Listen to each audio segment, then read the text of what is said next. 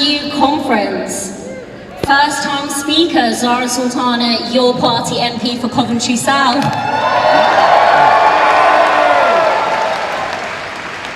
Thank you for being here in sunny Liverpool today, and it gives me extra pleasure in saying that as a Liverpool fan, and as always, you'll never walk alone. I want to start off by thanking all the workers that have made this conference possible. I want to extend my solidarity to PCS Union and the tape workers on strike. You have our solidarity.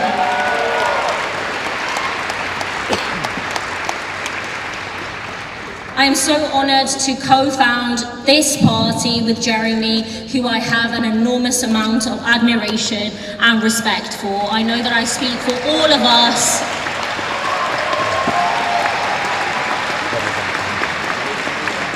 I know that I speak for all of us when I say he gave us hope when he became leader of the Labour Party, but now we are building something new, your party, with more than 55,000 members.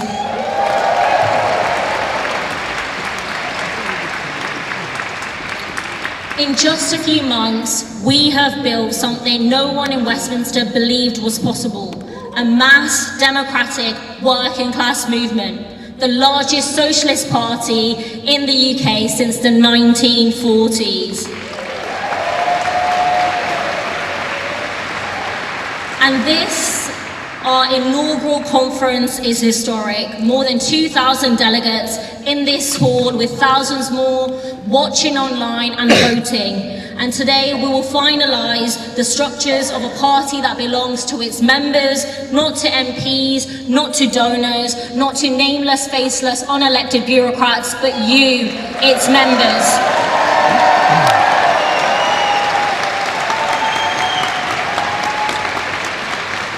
Some will say that the decision to adopt the collective leadership model is a win for me. It is not, it is your win. It is you, the members, who have won. But you need to deliver that win. So if you're watching at home, take out your phone. If you're in this hall, vote yes to the Constitution as amended.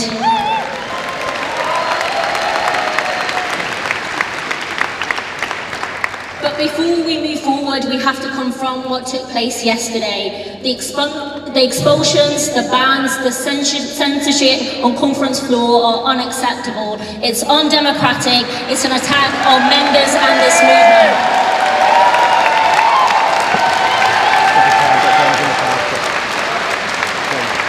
And those decisions were made at the top, not by you. Many of those people expelled found out only after they had arrived in Liverpool. People who had travelled across the country, took time off work, booked hotels, spent hundreds of pounds that they could not easily spare, discovered at the door that they had been barred. And the shocking sight of a Muslim woman being manhandled and dragged out of conference is something that should shame any party that claims to stand for equality and justice.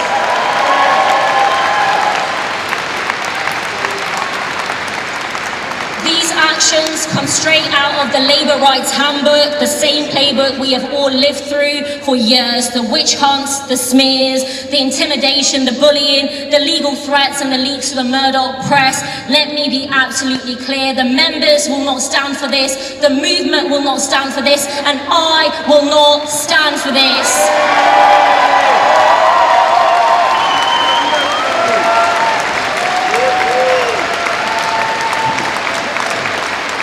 I did not leave the Labour Party, you did not leave the Labour Party to create another Labour Party. And everywhere I've travelled, in over 30 towns and cities across the country, from Worthing to Glasgow, from Merthyr Tydfil to Birmingham, working class people have said the same thing. This party must be run by its members, not MPs. This party must never be captured from above. This party must never become a Labour 2.0. And that is why we are here, to build a new kind of politics. Democratic, principled, and rooted in the power of the working class. Everyone in this room and everyone outside of this room knows what's wrong with Britain. Nothing works and nothing gets better. This country is rigged to serve the rich and powerful who bought and paid for it. And we plan on beating them before they lead us into fascism to protect their own wealth and power.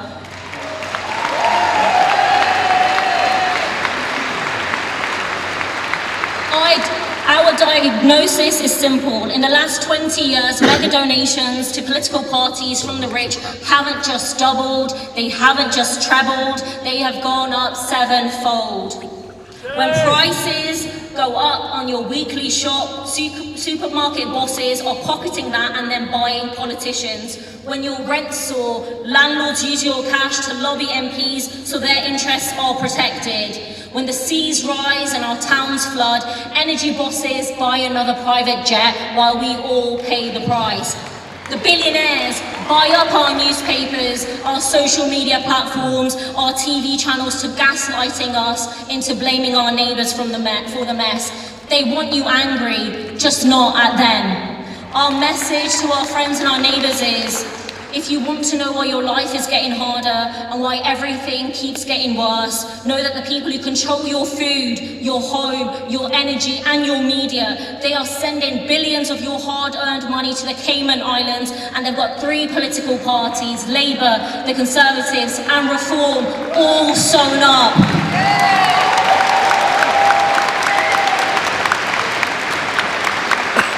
So you work harder, for longer, for less.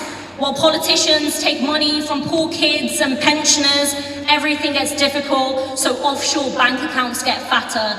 The only thing that none of these old parties will ever say that there is enough room for everyone in this country, except for the rentiers who own Britain and charge us just for living in it. They are the real parasites, and it's about time they got taken off and taken down.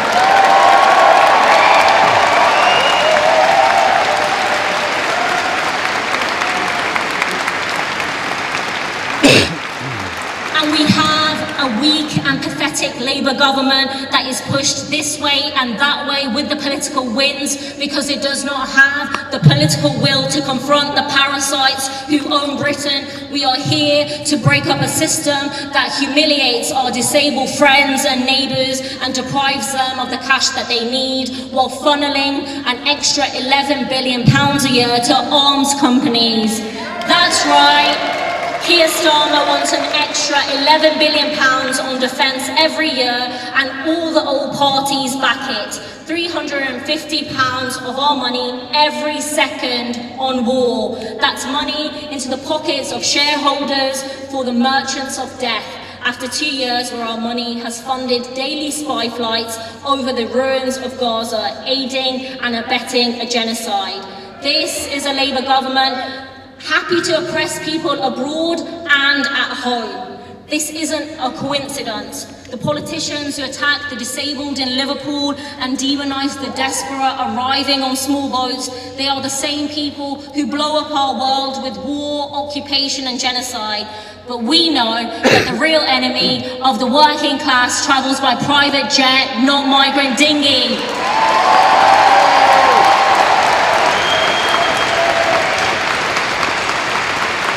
So it's not about stopping the boats, it's about stopping the private jets.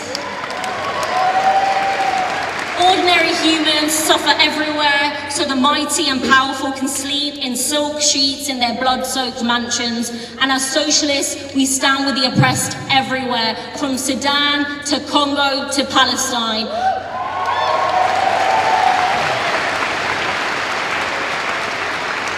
And let me say this loudly and proudly, I am an anti-Zionist, and if we fight for it, your party will be an anti-Zionist party.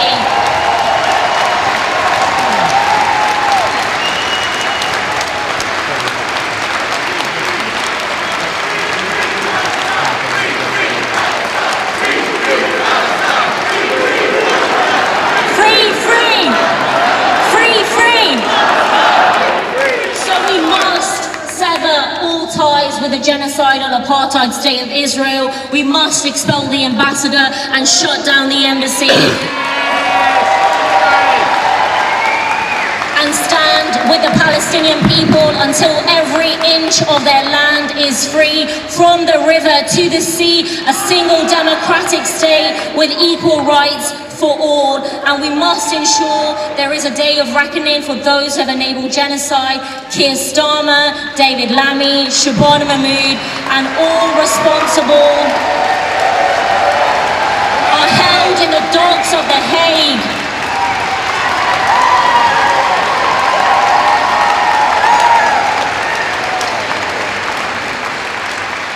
And as a movement, we care so deeply about Palestine, in part because we know that the starvation and annihilation of a people in distant lands shows what our political class would do to us if they thought they could get away with it.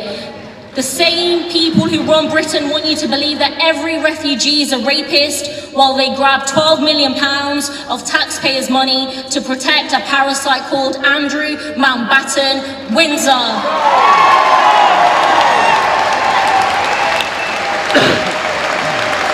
Andrew Mountbatten Windsor, who has never seen the inside of a cell or a courtroom, because what matters to the rulers of Britain is not the safety of women and girls, it's the peace and pleasure of the powerful.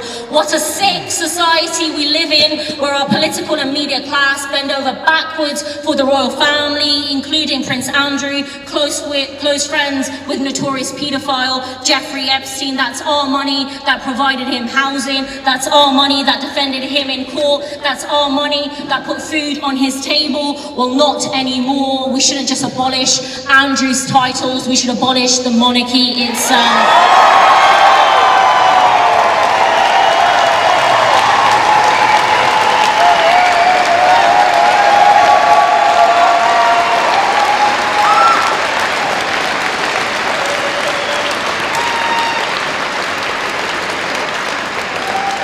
The truth is, we have an epidemic of fake populists who rail against every elite until someone mentions a wealth tax, and then suddenly they go quiet. Just look up reforms donors. They are bought and paid for by the parasites. But the real scandal is that this Labour government is mimicking them. When Farage says, kick an immigrant, Starmer replies, how hard? And shamefully uses the same language as Enoch Powell, calling us an island of strangers. We are not an island of strangers, we are an island that is suffering, and we see politicians constantly shifting the blame from people who actually have all the money. And then we have our Home Secretary, Shabana Mahmood, talking about seizing jewellery from refugees,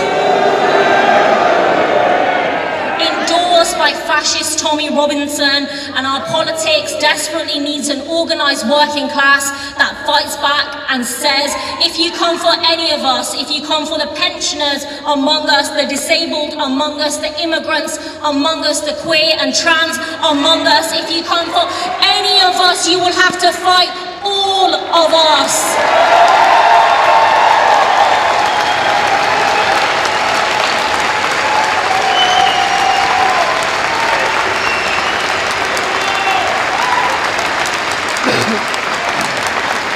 And a politics that does not centre the most marginalised isn't worthy of the name socialism.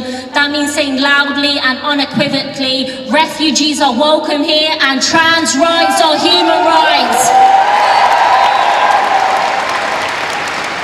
The rise in transphobia we are seeing is deliberate. It is being stoked as a wider culture war designed to divide us. And just like with Muslims, with migrants, with disabled people, the goal is always the same. Find a scapegoat to distract people from who really holds the power. It is an old tactic of the ruling class, divide and rule. And our movement has to say with one voice, we will not play your game. We stand with our trans siblings, with migrants, with Muslims, with disabled people. We stand with the most marginalised. And I stand before you as a proud child from Lozells in Birmingham. My grandparents came to this country after Britain's rulers looted their homeland. We are here, as Sivan London said, because you were there.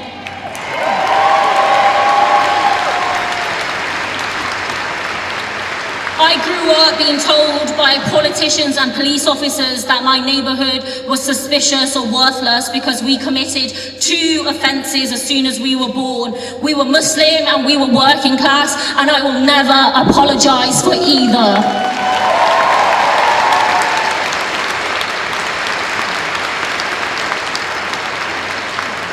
And yes, the stakes are enormous. The old is dying, and if the new cannot be born, this will be the time of monsters. Centrist politicians presiding over decline and decay, pushing people's rage towards the far right.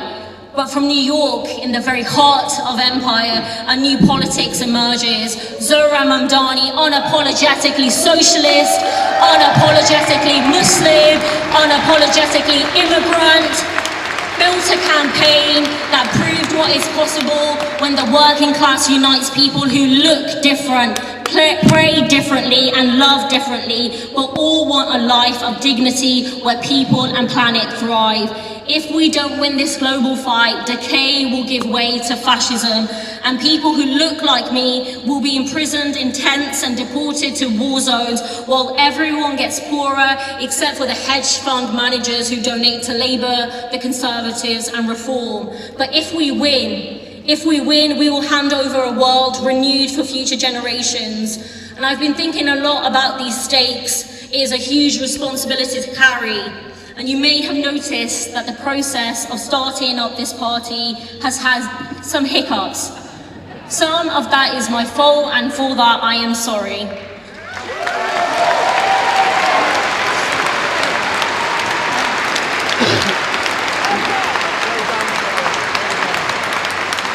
But I want you to know that my aim from the very start has been to ensure that this party is led by you, the members, and not MPs. None of us have ever set up a new party before, never designed its structures from scratch, and that process has been messy. We have to get better at working with each other. We have to ensure that the best cure against any culture of backroom deals is people power, and that's why I've been fighting for maximum member democracy, and we saw your hard work pay off this morning.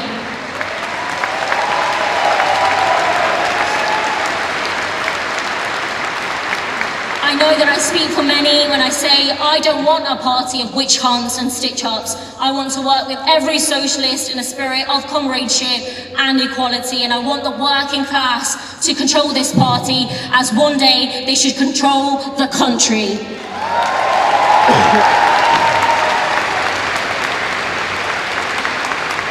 We know that control of our economy has to be taken away from the parasitical profiteers and into the hands of workers who actually generate our collective wealth. We are not here for tweaks of a broken system. We are not here just to lower some bills and sprinkle a wealth tax. We are here for a fundamental transformation of society to replace capitalism with socialism.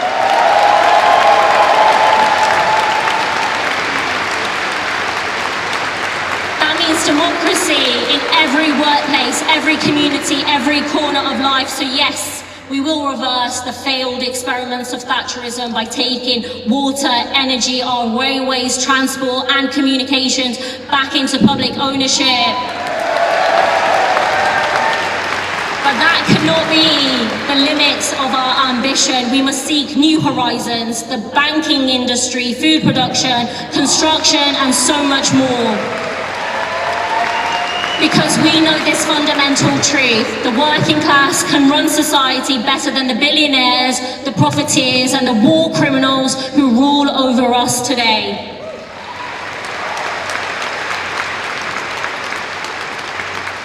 People used to say that a week was a long time in politics. These days it feels like everything can change in an hour or a day. Whatever difficulties we have had in founding this party, that won't matter if from today, from now, we face the working class in all of its diversity and say with a united voice something that all the capitalist politicians have given up on saying. That in the 6th richest country in the world, life can be better. You can breathe clean air, eat good food and live in warm homes.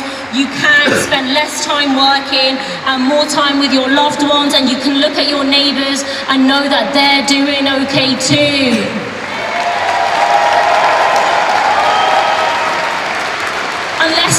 to be billionaires, of course. Finally, as a country, we face a stark choice. It's socialism or barbarism, and we choose socialism.